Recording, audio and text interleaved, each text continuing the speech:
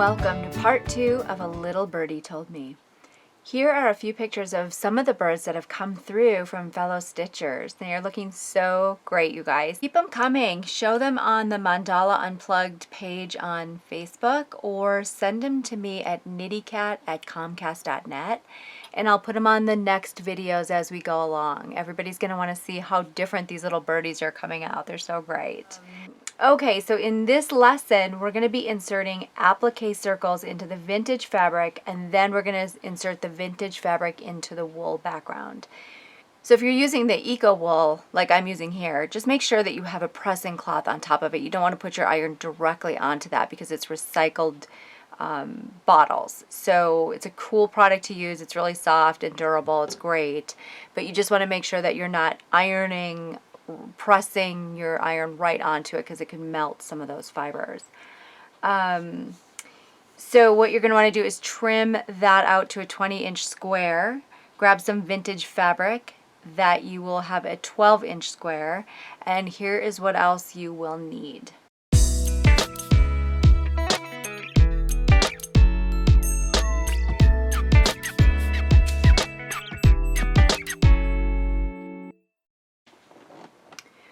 When you take your bird out of the hoop, you can turn it so that the wrong side is facing up and press it all from the back just to get that hoop crease out and any of the folds out.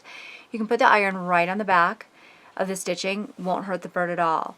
Then when you flip it over, you want to get some of these creases out. So what you'll want to do is just kind of put your hand over here and maybe just throw some starch on the linen. It's the only way to get the creases out. And then press it. Don't put the iron directly onto any of the stitches because it'll flatten them, and then you'll get those shiny spots because it'll melt the stitches together. So no iron on the bird, but you can iron the back of him. And again, starch this up. But most of it's getting covered, so I wouldn't panic too much if you have a ring, because we're only going to see 6 inches around this bird. So the first thing we're going to do for the inserted reverse applique circle is to cut a 6-inch circle out from the center of the freezer paper. So what you do is take your freezer paper and fold it in quarters so that you have your center line here. We're going to be making a 6-inch circle. Take this fabric out. So then what you want to do is half of 6. So at 3, let's just put a dot right here. At 3 inches, you're going to want to make a little line, and then just turn it just a little bit. Always make sure that the mark is on your 3-inch. There we go. And make another little mark here at every, I suppose, 3/4 of an inch or so.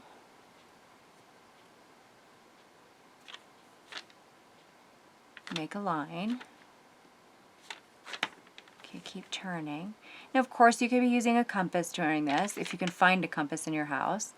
Sometimes those are a little annoying because they slide all over, so, whatever you're comfortable with. But this is a great method to use if you don't have a compass or don't want to search all your drawers in the house for a compass. This is really how I do the circles because I'm too lazy to go look for things. Once you have this all the way around, then it's just a matter of connecting the dots. And that's really simple. Just drawing a line. Just a curved line. It's a very natural progression. Right, all the way around until you have a 6-inch circle. And then you're going to cut the circle out right on this line. And what we'll do then is, once we have that circle cut out, we're going to press this freezer paper to the very back of the vintage fabric, and then I'm going to come back and show you what to do next. So I've got the freezer paper pressed, obviously the shiny side down, wrong side of the fabric up. So here's the right side, good side. Make sure that your wrong side is up. Place your freezer paper over that 12-inch piece of fabric and then press it. And then here you've got your circle. And incidentally, I learned this method by watching the Craftsy, which is now Blueprint, class with Cheryl Arkeson. She does a really great class on circle inserts and reverse applique and all of that for quilters. It's really good. And she was also on the quiltshow.com episode 1911 sharing some more techniques with curves. So she's really a great teacher. She does this by machine. We're going to do it by hand, but essentially it's the same technique. So now what we're going to do is we're going to just pinch our fabric right here and 1/2 inch away or so from this line. Just go ahead and cut out your center. Then once you have your center cut out, take a smaller scissor. You know, these big ones are a little bit difficult to work with, but take a smaller scissor and every 1/2 inch you're going to clip, not quite to the circle, but I would say 2 to 3 threads from the edge of that circle, every 1/2 inch. Once you make all of your clips, you'll have this little fringe. Take it over to your ironing surface and press them all back. And if you want to, you can use a little bit of starch or best press on that. Make sure you still have the freezer paper so you've got that edge to press these back against. Once you have all the little fringes pressed back, flip your fabric back over and then press it from the front as well. Then you can center it over the bird. If you use the pattern that I provided, the template, your bird should fit right in the 6-inch circle. Go ahead and pin it around. I would pin it every inch, 1.5 inches, and then we're going to hand applique that in place, and I'll come back and show you what that looks like.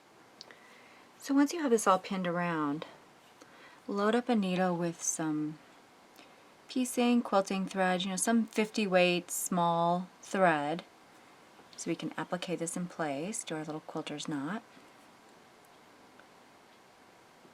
And then coming up from underneath, and you want to match the thread to, you always want to match the thread to your applique, and in this case it's a little different. The applique is on the outside.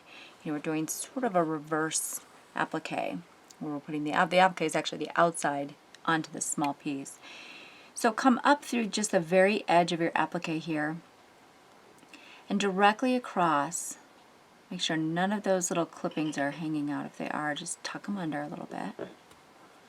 Directly across from where you're coming out of, insert the needle in about a 1/16 of an inch up through the background fabric and the very edge of your applique, and just pick up 1 or 2 threads.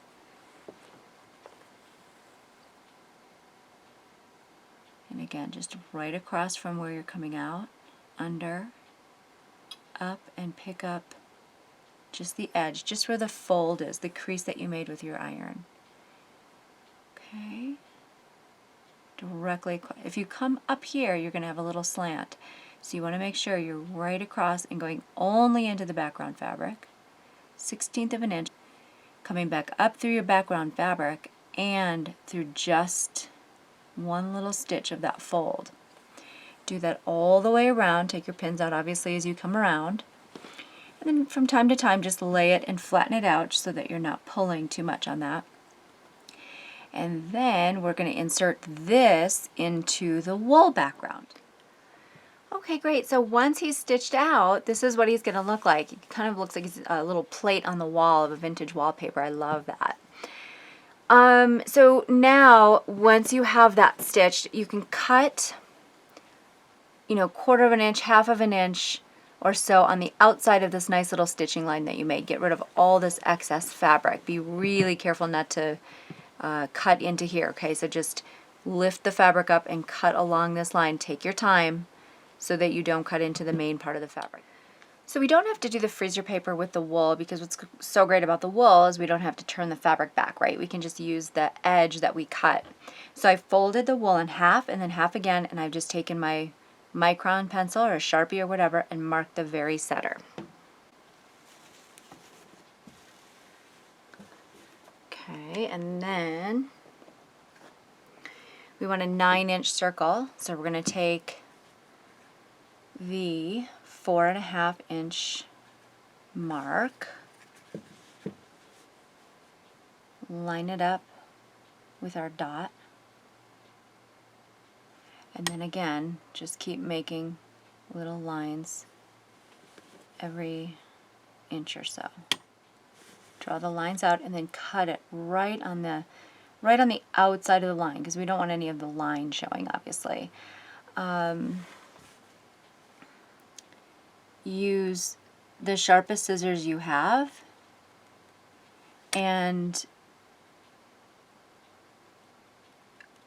when you cut, make sure that you close the scissors all the way while you're cutting along the line. Otherwise, you're going to get a jagged edge. We want this edge to be as smooth as possible.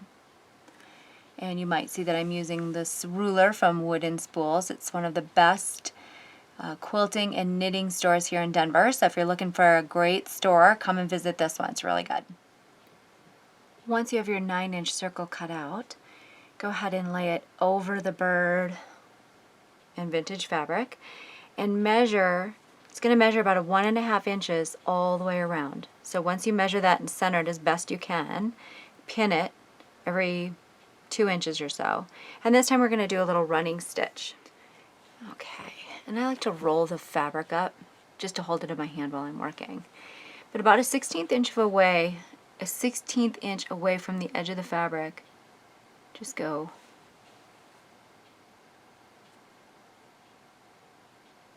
down, just like hand quilting or embroidery or running stitch. Try to keep it the same distance away from the edge. And just take 2 or 3 stitches. Back up. I'm using a 30 weight sulky thread. You can do any thread you want to. This 30 weight's pretty thick, it's just a little bit more substantial. Okay, just be mindful of how far you are away. You want to be a 1/16 inch all the way around a 1/16 inch down. 1/16 inch down. 1/16 inch back up. 1/16 inch away from the edge, 1/16 down. Just kind of be mindful of that number. That might have been too big. And 2 stitches is good, so you can pull that thread out. And then of course just keep laying it down to make sure that your fabric is laying flat. Work all the way around, takes the pins out as you go, and you can pin it more too if it is a little loose, so you can throw more pins in there if you want to. Work all the way around, and then just like we did before, cut the excess fabric 1/4 inch away from the stitching line. And try to keep this all in one big piece. You will be using this and that other circle for some applique later, so save these pieces aside. So once you have your running stitch done on the wool, you can flip it over and then place your 10-inch piece of batting over the center of it. Just pin it in place in a few places, like in the corners and around the sides, you know, 1 in each side, 1 in each corner. And then we're going to flip it around and do a long and short blanket stitch. So you'll want to grab your thread B, which is your crochet cotton, size 10, the white, and thread the needle, and we'll come back and I'll show you how to alternate the long and short blanket stitch on the front. So we're going to work a little blanket stitch, sort of extend the white into this fabric here and secure the batting. So, I always like to kind of curl this up so I can really hang on to it. You're going to come up from behind right at the edge of your applique. Not into the applique, but just right on the edge. So we'll do the small one first, and about 1/4 inch. Put your needle in, go all the way back to the batting. Make sure you pick up the batting. Make sure your needle stays perpendicular to that line. You know, not, in other words, don't angle your needle over. The thread will be crossing under.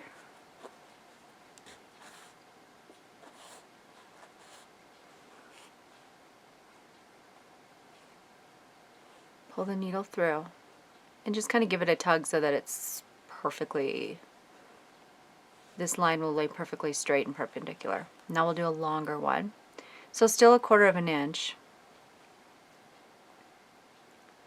A little bit longer, maybe not 1/4 inch, but 1/2 inch.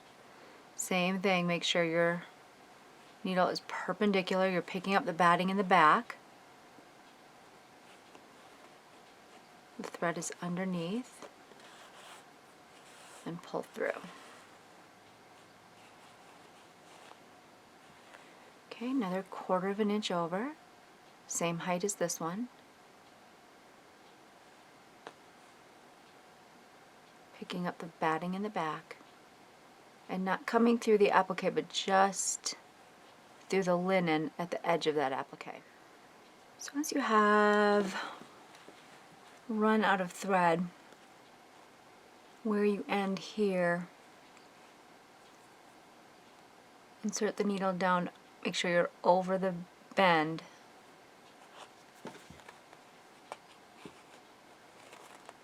And just lock that in place. Just kind of weave it into the batting.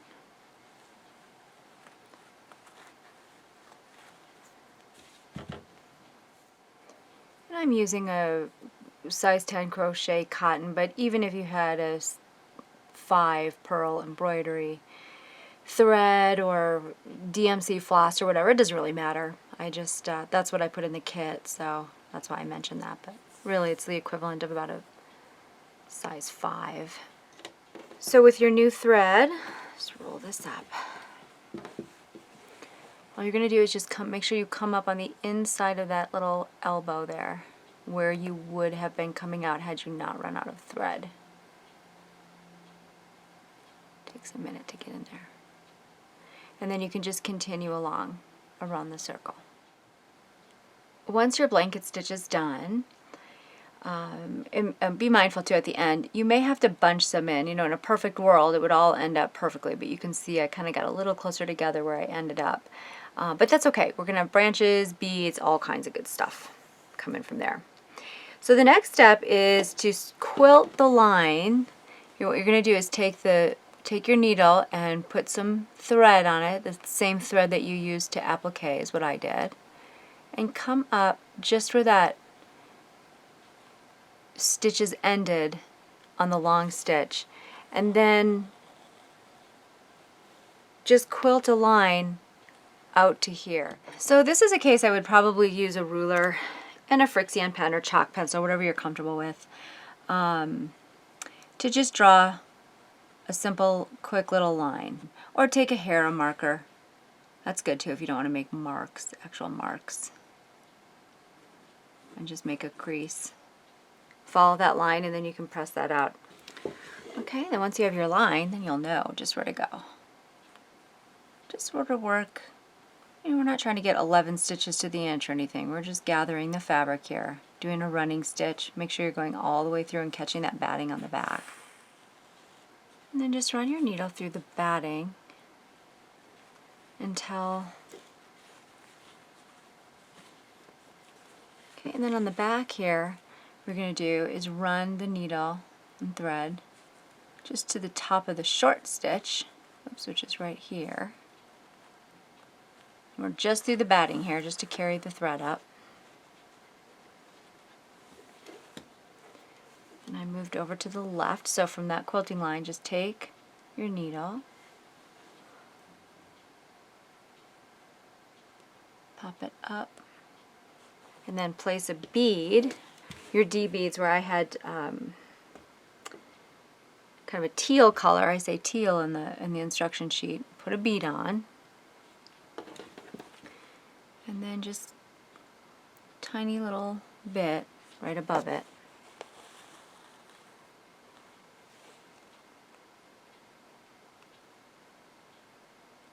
Go up. And then just run through it again. Just to secure it. Okay, so really pop that down in there, and then just right next door, come up. And do another quilting line. And you can use rather than a Myhre marker, you can even use a cuticle stick. Just make sure that that line from here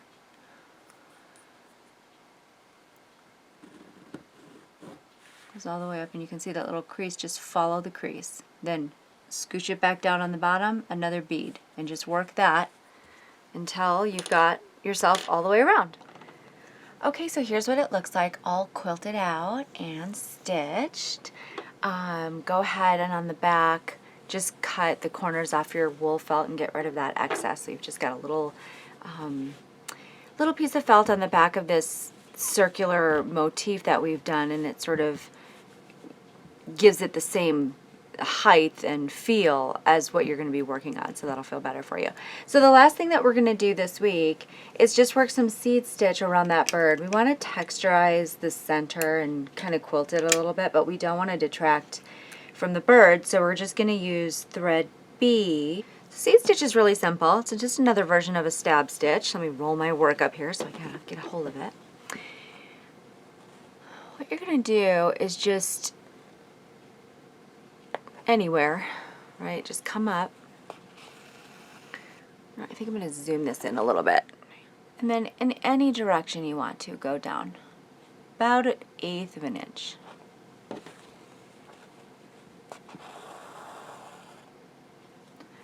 And then just repeat that, do the exact same thing. Don't pull too tight here. You know, we're just trying to gather some of the fabric, but we don't want it to pucker. Go into this almost, really you could go into the same hole, maybe a thread away from where you originally came in. And right next to it, just lay your needle right into that same hole, or so. Doesn't have to be perfect. And then as you pull it through, just put your thumb on it. Oops, go slow or those darn knots happen. There's a good demonstration of what not to do. Okay. So take it slow, and then when you pull it through, just make sure it's sort of lying on its side, and then it'll just sort of fall into place, and it looks like a little grain of rice, couple little seeds. So every 3/4 of an inch or so, just throw in another one. Try not to make them look so that they go in a line. You know, you want them sort of scattered about. And how you do that is like, okay, so I'm just going to come up here on some non-grid place. I guess that's about 1 inch, but it doesn't matter. 3/4 of an inch to 1 inch is fine. And then try not to go in the same direction as you did this, or it's going to look like it's forced. You know, we just want this to look like scattered rice. Just random. Okay, so I'm going to go into a different direction. And then again, come up. Same hole as you came out of before. And then down into the same hole you went down into before. Pull slow. And then just take your thumb or your finger and make sure that it just lays to the side of that one you did before. Okay? The next one I'd probably go, somewhere like in the middle like this, and then I would just work it this way in a totally different direction. So just be mindful of where you've already done your seeds, and then just make sure you're going in different directions and scatter them about. Okay, so that's it for this week. Not a difficult week, not super time consuming. You can knock that out in an afternoon, so that gives you more time to work on your bird too if you're not quite finished. But again, keep sending those pictures in. We all love to see them, and what a supportive group we have together, so it's really fun. Thanks again, and we will see you next week for Oya. We're going to work the Oya around the circle and then the individual Oya motifs. So that's crochet with beads, real tiny crochet hooks and beads. So just look at your materials list. I think I put the size of the crochet hooks on there, and we will resume our little birdie told me. Thanks again. Take care.